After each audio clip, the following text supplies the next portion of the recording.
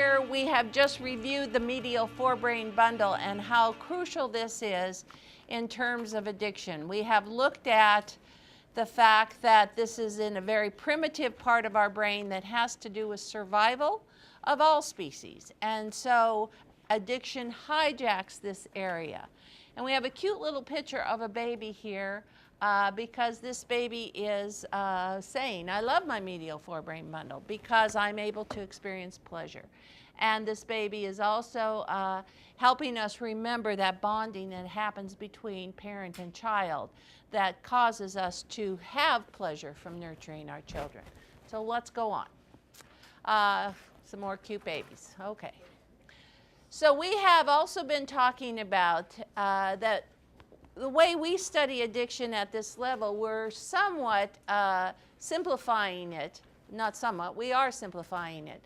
And that dopamine is the crucial neurotransmitter that impacts addiction, but impacts lots of things. And we never want to get so simplified that we say, oh, dopamine is pleasure. Dopamine is many things. Dopamine has to do with muscle movement. It has to do with a variety of factors throughout your brain and body, but it is highly connected with pleasure. And these are a list of some of the other neurotransmitters that are common in addiction. And as we've talked about, we're going to have a neurotransmitter of the week very soon, where we're going to look at each one of these to some degree and see where they have an impact with different kinds of drugs, because different kinds of drugs have different impacts. And so we did talk a bit about neuroadaptation. We mentioned that the brain has to adapt to the high concentrations of neurotransmitters because it is not a normal state to be in high euphoria. And so the drug user is seeking this altered state, and the brain, as all parts of your body do, we talked about the liver doing this as well, adapts to what you're doing and tries to help you get to a more normal state. And so what happens then in addiction is the individual's brain is so altered that they can't experience pleasure from normal activities. So they become insensitive to life events like loving your children or taking care of business. That all gets pushed to the side. Okay? I really think it's important that in terms of helping us understand addiction that we use the word injury. When we have an injury in our body, we break our leg, we walk around with crutches and a cast, and we say, oh, you've injured your leg, you broke your leg, there's an injury there, and we don't expect that person to be able to run a race. We know that they're going to hobble for a while, and we know that in time their injury will probably heal to a good point. Now, for some people, they'll develop other kinds of complications because of the injury. Perhaps they'll get arthritis later on in their life, but they have had an injury.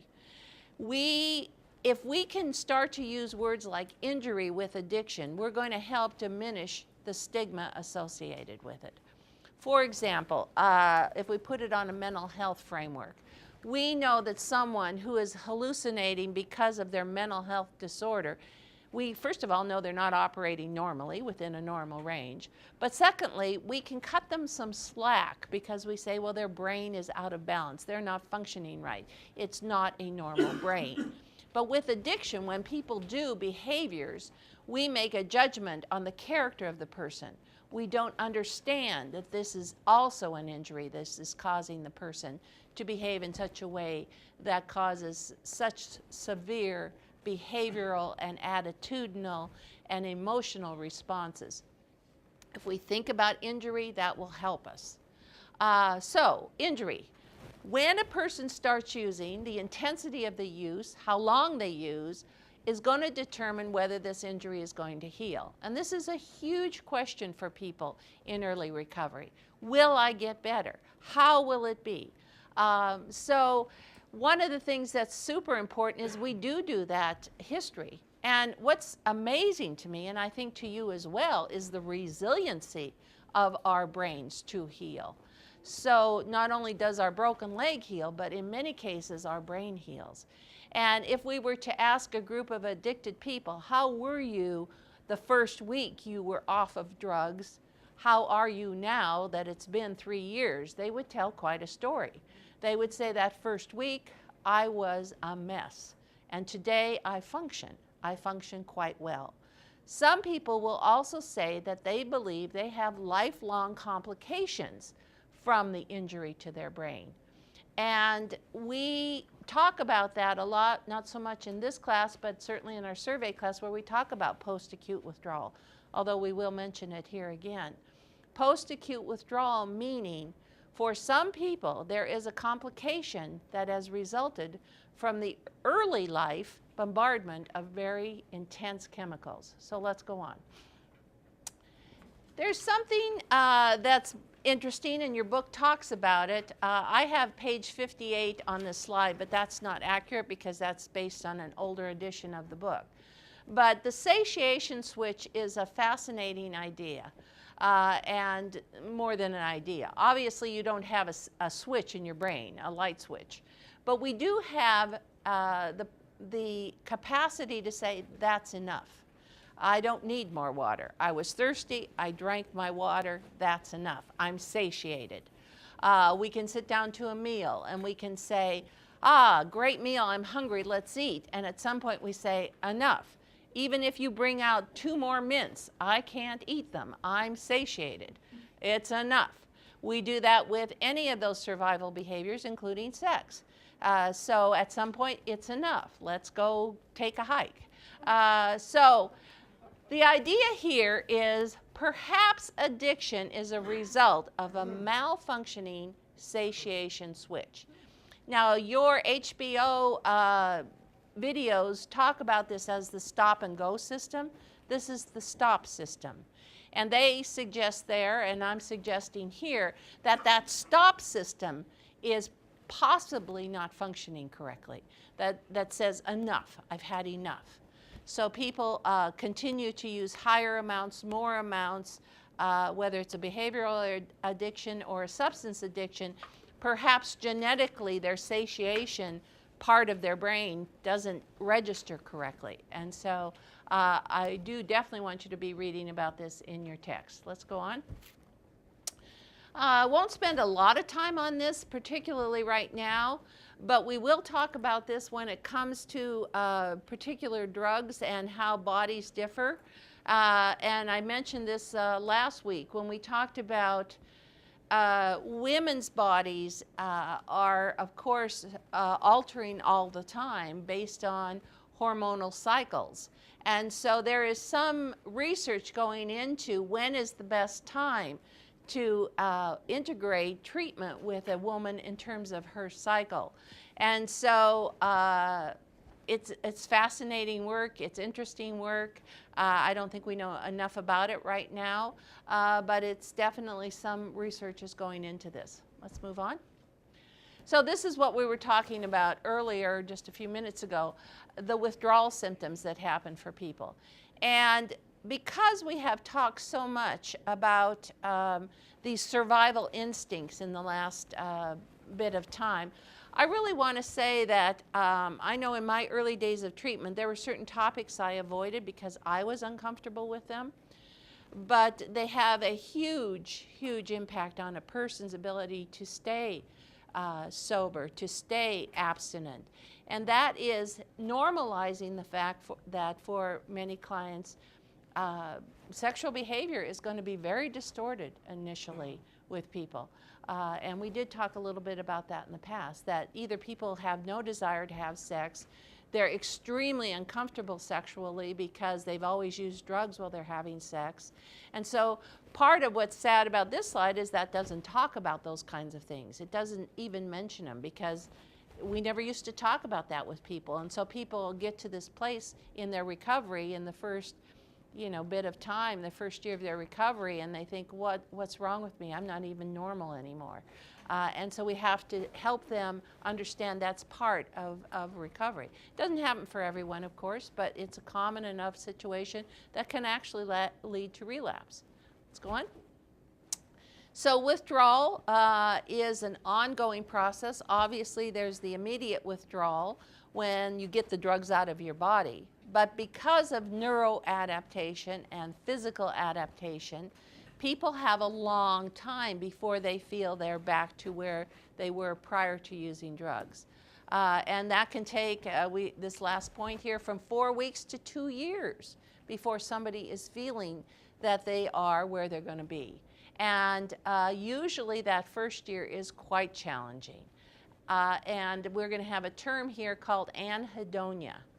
Anhedonia, which means the inability to feel pleasure. And so it makes sense. It's kind of that rebound effect we've talked about before. When you've always pushed your body to the maximum with drugs, then when you take away those drugs, your body can't feel pleasure. And your brain cannot process pleasure. And so it is living in a gray world. It's not ever experiencing anything but flatness. And who wants to live like that? Okay. So we've talked again about post-acute withdrawal syndromes. I'm not going to spend a lot of time on this, but you can imagine how complicated this is for an individual in early recovery. Their brain is not functioning well. They're not thinking well. They can't manage their feelings and emotions. They can't remember things. Stress, any little thing that the normal person can function with, they find extremely stressful. And of course, sleeping. I think sleeping is, again, it's kind of like the sexual response. It's something we don't talk nearly enough about, and how tragic it is for people when they can't sleep, and how that doesn't replenish your body, how it doesn't replenish your mind. And sleeping is very distorted when somebody is sobering up. And then again, physical coordination and all the emotional wreckage of the past, the shame, guilt, hopelessness, etc. So let's go on. So this is just a quote from somebody in your book. When I ran out, it was severe. I mean, body convulsions, long memory lapses, cramps that were just enough. Well, you couldn't stand them. And it lasted for about 5 days. The actual convulsions, the cramps, the pain and stuff. And then it took another couple of weeks before I felt anywhere near normal. So this is likely a person who is withdrawing from opiates because of the way this is being described, but it could be other drugs as well. Very painful withdrawal, and many people who are late stage addicts will talk about for a month or more feeling absolutely horrible. And so how difficult it is when you know all I have to do is use again and I'll feel okay. So how challenging that is to actually live through the withdrawal. Okay, let's go on. So addiction is not an event, it is a process. And we have talked a lot about that. And you all know this. You don't wake up one day from one use and you're an addict. And you don't wake up one day from not using and you're in recovery. Both of those are processes that can take a long period of time. And again, what's fascinating in talking to people who are attempting recovery or who have been in recovery sometime is how long did it take them before they got to where they felt, I'm in recovery. I am balanced. I am dealing with life on life's terms. I am not just not using, but I'm fully in recovery. So that is a long process for many people. And just as that addiction, sometimes people have quite a bit of play. They can use for quite a period of time before the addiction actually fully gets activated. So let's go on. Okay, this is very interesting to me. And for many of you, we talked about this in the early weeks of this class, that for some people, attention deficit and hyperactivity, there's a correlation with folks who have these kinds of disorders and addiction. And it says, so a person then has a greater risk of substance abuse because it's not just that they are taking the drug because they want to get high, but they are taking the drug, but by taking the drug, they may actually feel better and temporarily perform better.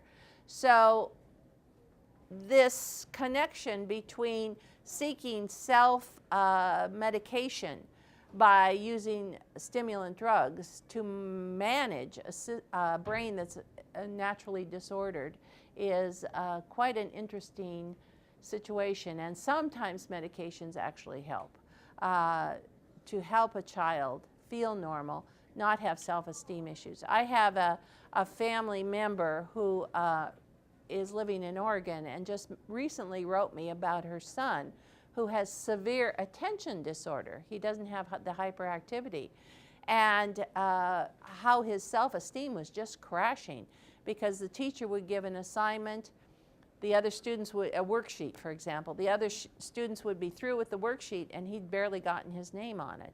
He couldn't force his brain to focus.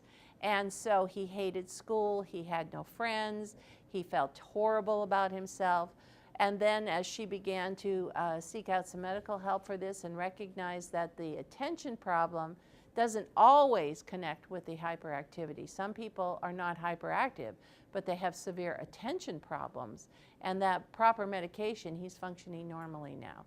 And so you can imagine a little kid in second grade, the self-esteem issues that happen when you can't perform adequately, and so how you act out then because of that. And helping that child be able to function normally could be very preventative for his propensity towards addiction. Let's go on. This is an old slide. I actually don't even know where it came from, but I'm going to just use it as a visual to talk about what happens when people have used a drug that pumped up their dopamine level. When they're no longer using the drug, their access to that natural dopamine is severely hampered. And that's really all this is talking about. Let's go on. Okay, now, some of you have seen these slides before, but they're very important to show again because we are talking here about brain injury. I'm really encouraging you to think about an addicted brain as an injured brain. Now, I make a huge deal about saying, do not walk out of my class and say, oh my gosh, we learned today methamphetamine eats holes in your brain. Because that's what that picture looks like. It looks like somebody has used meth and all of a sudden they have holes in their brain.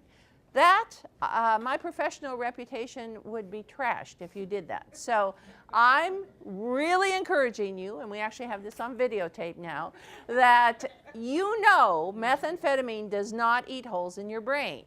What this picture is showing is that a person who has used methamphetamine has injured their brain in a way that certain areas are not functioning properly. This is a SPECT scan, S-P-E-C-T, SPECT scan. This is done by Dr. Daniel Amen. And what he's doing is taking pictures of blood flow to various areas of the brain. The methamphetamine brain that you're seeing in this picture does not have holes in it, but it means that there's not adequate blood flow for those areas of the brain to operate properly. If the person stops using meth, gets into a good recovery program, begins to heal their brain through adequate rest, nutrition, social support, all those kinds of things, making amends, all the things that we do in recovery, this brain will probably get back to a much healthier look. It's not holes in the brain, okay? And those of you who are in recovery know this is post-acute withdrawal. This is what we've been talking about. Not sleeping well, can't think, can't manage emotions, can't do those kinds of things because parts of the brain are shut down, not working properly. Okay, let's move on. And the same is true with any of the drugs that we use. This is an injured brain. You don't have to have a degree in biochemistry to go, oh, this doesn't look normal. This is an injury to the brain. Just like if you were to see a bone that was broken, it would, you don't have to be a physician to know, oh, that's a problem. Well, same with this. This brain is seriously injured. Is it permanently injured? We don't know. We never know until the person has had time to live a healthy lifestyle, to get all the kinds of things that are necessary in recovery to be able to function normally. We won't know for some period of time. But it is possible that people can do these SPECT scans right at various stages in their recovery and kind of see how that's going. It's expensive and it's not available in general because this is more a specific kind of intervention, but it would be pretty fascinating to be able to do that. And to be able to do that maybe when we had several nights of poor sleep. How does that shut our brain down in various ways? So there's lots of things that would impact that. Let's go on. Okay. This is pretty fascinating, and I do want you to watch this YouTube. This is spinal branching on the brain. Science Central. Drop an egg in a frying pan and who doesn't think your brain on drugs? But in the decades since that image became an icon, science has tried to learn what really changes in an addicted brain. Animal studies have shown that these spiny branches coming off of brain cells are more abundant in addiction, so researchers thought they were causing addictive behaviors. Now new research challenges that notion. They may actually be a brain mechanism to compensate, to try to limit the individual's sensitivity to these sort of maladaptive changes that lead to very long-lasting aspects of addiction. Christopher Cowan and colleagues found that in rodents, cocaine reduced the activity of a protein that limits the growth of these spiny brain connections. So he figured that increasing the activity of the protein would decrease both the growth of spines and the addictive behaviors. But writing in the journal Neuron, Cowan reported quite the opposite. Rather than inhibiting the addiction-related behaviors, it actually enhanced those behaviors. He believes the growth of spines may actually be the brain's way to fight the long-term effects of addiction. He hopes further research into this protein could lead to new drugs that actively combat the problem. This gives us good therapy targets to be able to go in and try to manipulate the function of those proteins to try to antagonize or reverse the process of addiction. Providing hope for addicts trying to avoid completely frying their brains. Brad Closa, Science Central News.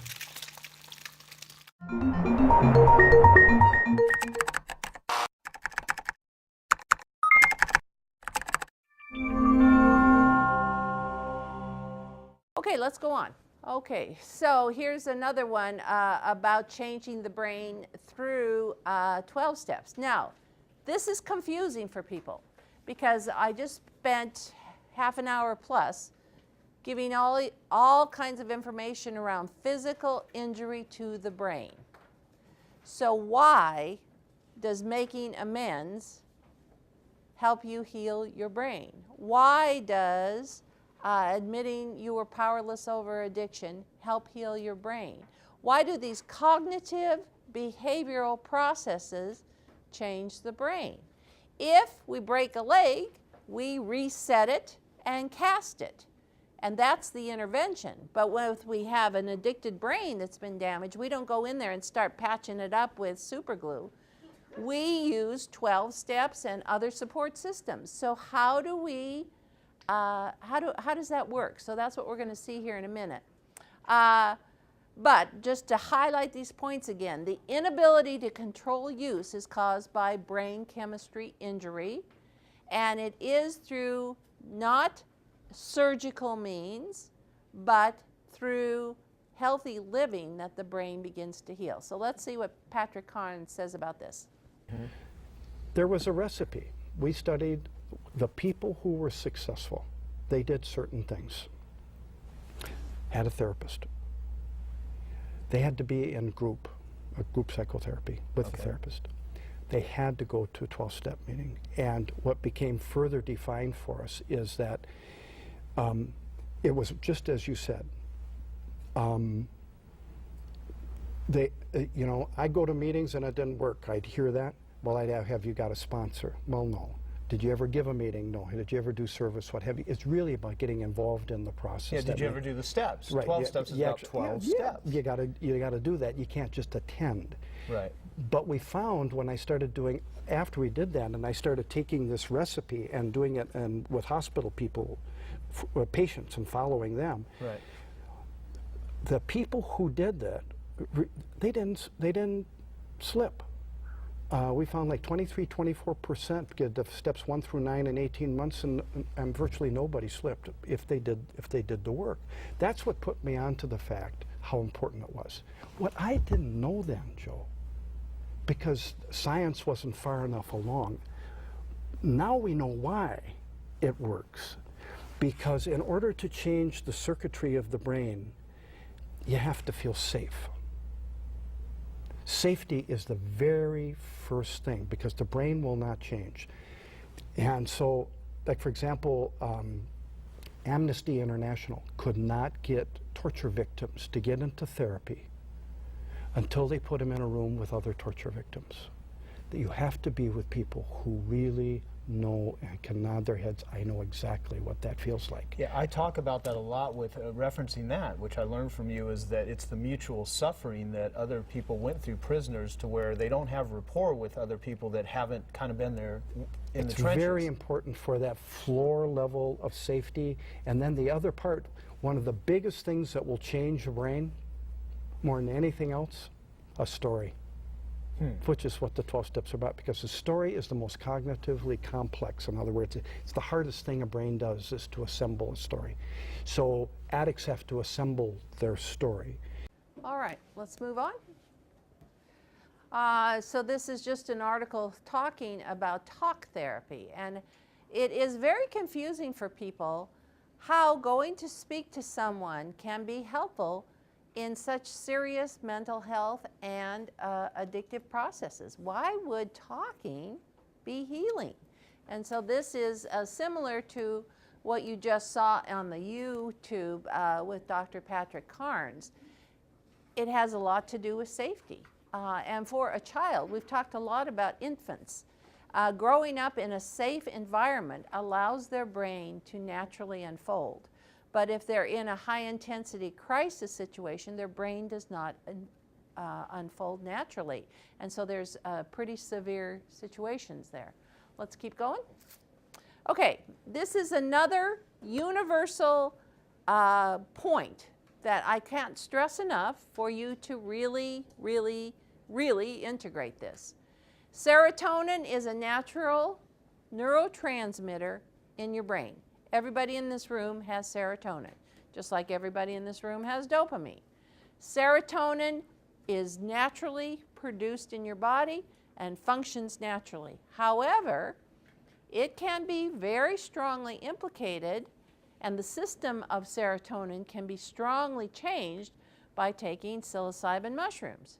So, and there's no big neurochemical degree needed to see how similar the structure of those two are.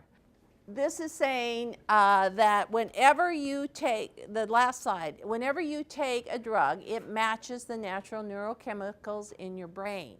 And so as we're trying to put structure and help and support around that brain, we do that through therapy, we do that through a variety of things, but sometimes we have to use pharmacotherapies. Pharmacotherapies are giving support to the brain. It would be parallel to using crutches and a cast to a broken leg. If you have a broken brain, sometimes the use of medications can help that brain heal. So we talked a little bit about that earlier on, and we will talk a lot about that as we study the various drugs.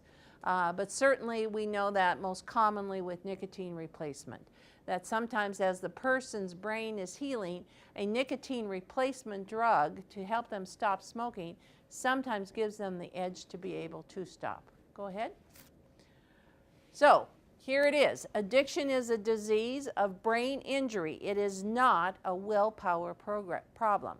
So the non-addicted person says they just lack willpower. Well, do you just lack willpower when you have your broken leg and you don't get adequate medical care and you just expect it to, be able to walk? And do you say to somebody who can't walk with a broken leg, well, you just don't have willpower? No, you don't. You say to someone who has, the average person on the street says to someone with an addiction, you don't have willpower because you can't stop. It's our job to educate and say, wait a minute, this is a brain injury. And this person will need time, they need support, they need interventions, just like when your leg is broken. You need time to heal. You need interventions that support the healing. You can't just blame it on willpower. Let's go on. So, let's all say it together. And are you getting comfortable with that term? And are you letting it roll off your mouth in easy sentences? I know in our walk last Tuesday, that was beautifully said several times. So even this little guy knows how to say it. Okay, let's go on. Now, someone last week asked about, or on Tuesday I think, said, can we measure dopamine levels based on various amounts that under different activities? So I said, oh, you're going to find a fun slide even with sound effects. So here we go. Hit it once. Whoa. So this is when you have food. You have a burst of dopamine. Let's see with sex. Oh, well, your sex is supposedly better than food. Depends on who you're with, I suppose. And so look at, we're hitting 200 now with sex. Let's go to the next page. Now, methamphetamine, let's look at this. Wow, what a difference, huh? So food is, or sex is down here and food is down here. Is it any surprise that people quit eating and quit having sex when they become addicted? Okay, let's look at cocaine, nicotine, and morphine. Okay, so these are based only on dopamine levels. This is not looking at other neurotransmitters. Okay, let's go on. Okay, I get your point. Got it. All right. Now, where we're going to go for the rest of today, as soon as we finish this off, which we are about pretty close to doing, we are going to start looking in detail, and we're going to act it out, and this is really why I even wanted this videotaped, guys, to be sure to see how neurotransmitters function and how you can clearly be able to describe to people where the injury is. We've been talking about the injury, we've seen some pictures, but we're going to go down to the microscopic level and look at individual neurons and what exactly happens. So go ahead and click this and you'll understand a lot more of this when we go into the next part of this lecture. So let's go on. One of the things that I'm going to give you a little hint on, don't expect to be panicky if you don't understand this right away. This is something we're going to spend much more time on. But part of this neuroadaptation is actually changing the receptors. I'm going to give you a little hint here. These are neurotransmitters. And these are receptors that are designed to be exactly structured so that they can hold the individual neurotransmitters. What happens over time is that some of the receptor sites can increase and some of them can decrease as a person uses drugs. So go ahead and you can see that these actually grew shut. That's part of the neuroadaptation. And we will learn much more detail about that very shortly. Let's go on. So here again, this is just a summary slide. Ultimately, through time and healthy living, you normalize your neurotransmitters that have been impacted. And the area that this is generally done in, it's all areas of your brain, but predominantly we have been looking at the medial forebrain bundle. So this is going back to what I said earlier. It's not an individual center in the brain. It's a bundle of neurons in the brain. That it's like a circuitry that functions. Let's go on. So this is just saying what we already know. When your brain is injured, your commitments deteriorate, your values and family situations really go in the tank. You become overwhelmed with guilt. And many, many, many people have a sincere desire to stop, but really are caught and can't stop. Okay? So we had the picture of Dr. Daniel Amen's SPEC slides, but I really think this is a good picture that kind of describes what's going on in the brain as well. This was drawn for me by an inmate at Geiger Corrections when I worked there. And we had been doing some education around brain pathways, etc. And so he drew this picture for me as he incorporated. So let me explain what he was saying or drawing. When you do a task, when you're learning a task, many of you have little children, and you've learned to teach them how to tie their shoe. When they first start tying their shoe, it's very awkward. It takes forever. You have to really think about it. You make the bunny ears or whatever it is. And it's a long, hard process to learn how to tie your shoe. But I really doubt any of you in this room in the morning when you tie your shoes have to sit and think, now how do I do this? Do I make the bunny ear and then I loop it? No, you just do it because that pathway has been carved in your brain. It's very smooth and easy. You don't even have to think about it. You just do it. It's an automatic response. The tying shoe pathway is there, okay? Now, in this slide, this is somebody who has been using a chemical for a long period of time. And originally, prior to using, they had a pathway that was open. But as they started using their drugs, they started carving a new pathway. And the old pathway, as happens in the woods, gets brambles in it, sticks fall in it, it gets messy. You can't go down that pathway very smoothly now. What the pathway you want to go down is the drug-using pathway because that's quick and easy and your brain automatically goes there.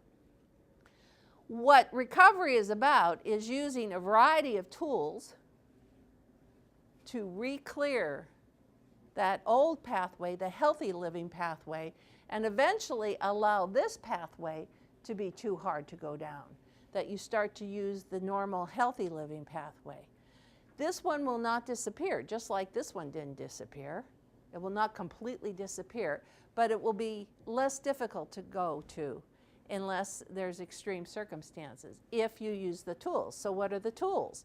Social support, therapy, working 12 steps, making amends, doing a fearless and searching moral inventory, all the things that are part of recovery, admitting you're wrong, taking healthy challenges, going back to school, setting goals. All those things are the tools that you're using to create a pathway that's healthy living.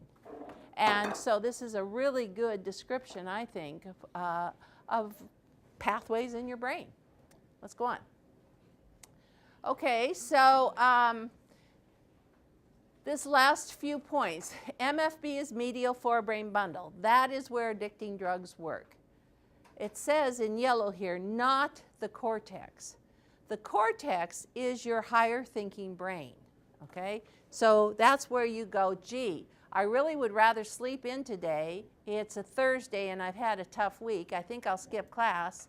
And your your cortex goes, no, you're not going to. You aren't going to lose those points. And you know she said this was important information. Even though it's a beautiful day and you could take a hike or call a friend or sleep in or watch Ellen on TV, you're not going to do any of that because your cortex says go to school and do what you're supposed to do. You have a good functioning cortex. You're not just going from, what would feel good. So when we expect people to make rationally sound decisions, we're expecting that they have a functioning cortex. Okay. Go back a second. So this does not absolve people of responsibility, but it does change the culpability factor. What does culpability mean? That means the reason to blame them. Okay, the next slide will talk about this a little bit more. So people who abuse drugs have a very high responsibility and a high culpability. They do have free will choice.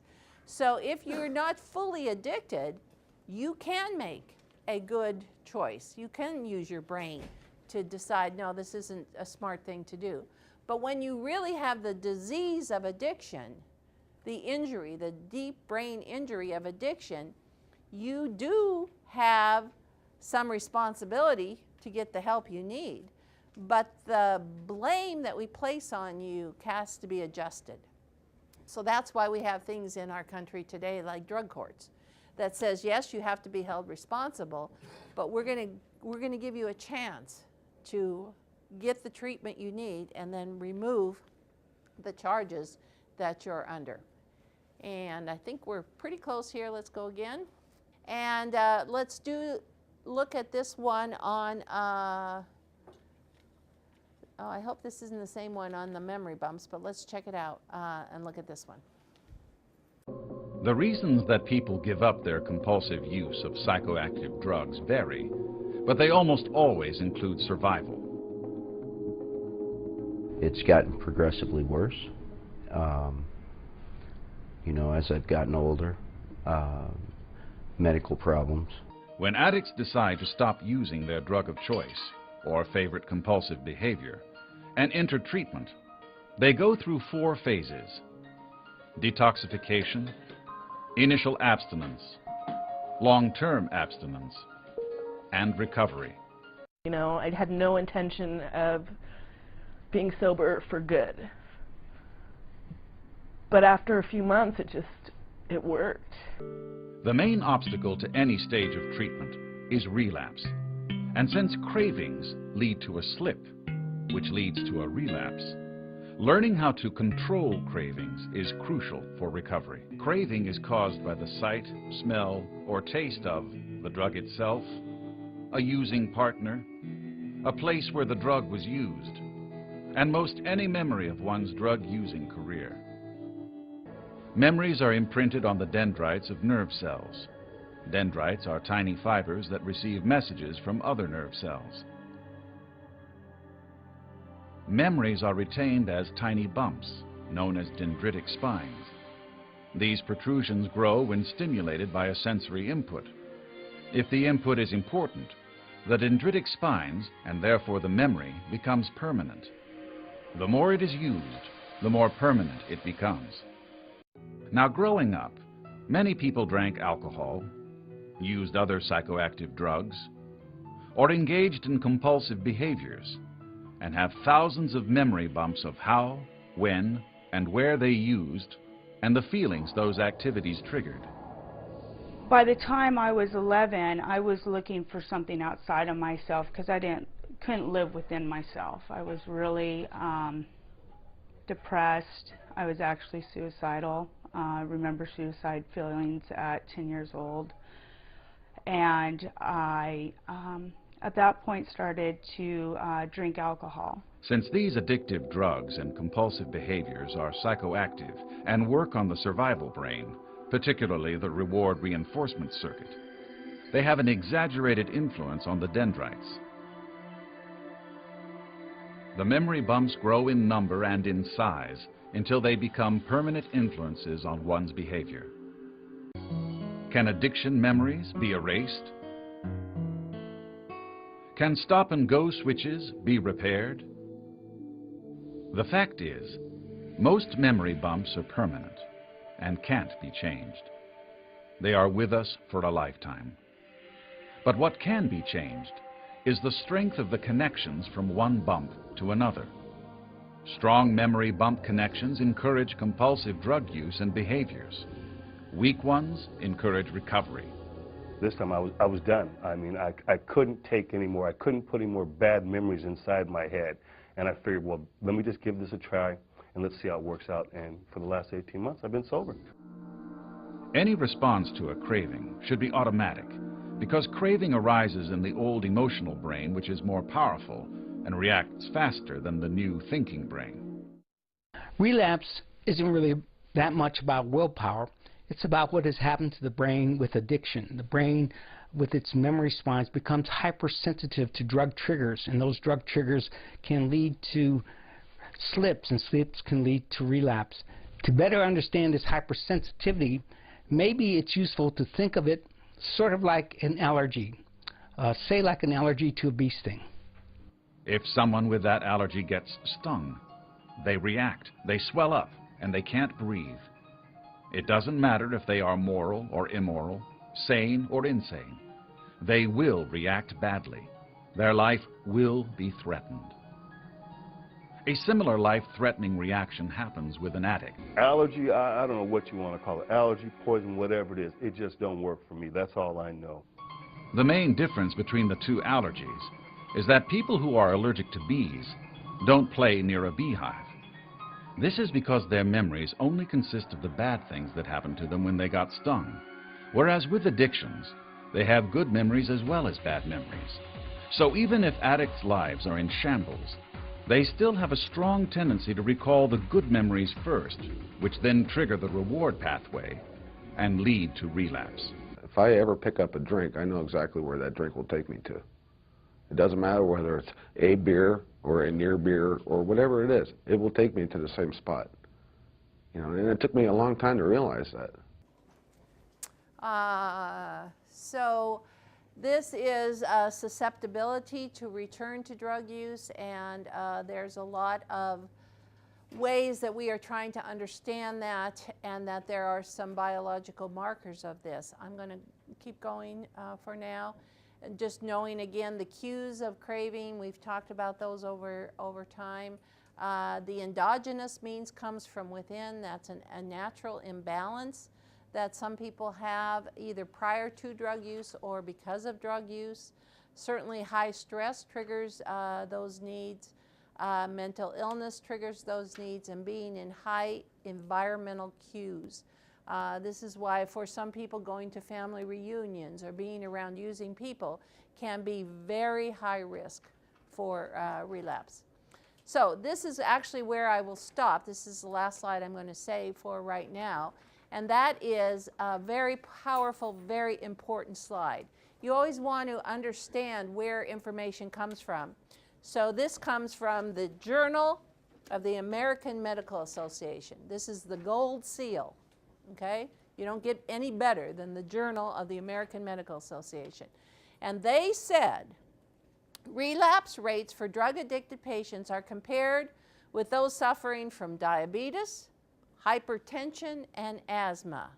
Relapse is common and similar across these illnesses, as is adherence to the treatment, in this case medication.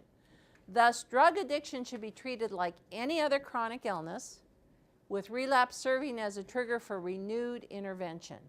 So they're saying drug addiction has a relapse rate of 40 to 60%, type 1 diabetes, 30 to 50%, hypertension, 50 to 70%, and asthma, 50 to 70% chance of relapse. All of these are chronic health conditions, and we stigmatize addiction because people don't stay sober all the time. They have relapses. And we say, oh, look at those lousy addicts. But do we say that to somebody with diabetes or hypertension or asthma? No, we don't, because we understand that it's incredibly difficult to make lifestyle changes. Incredibly difficult to make lifestyle changes.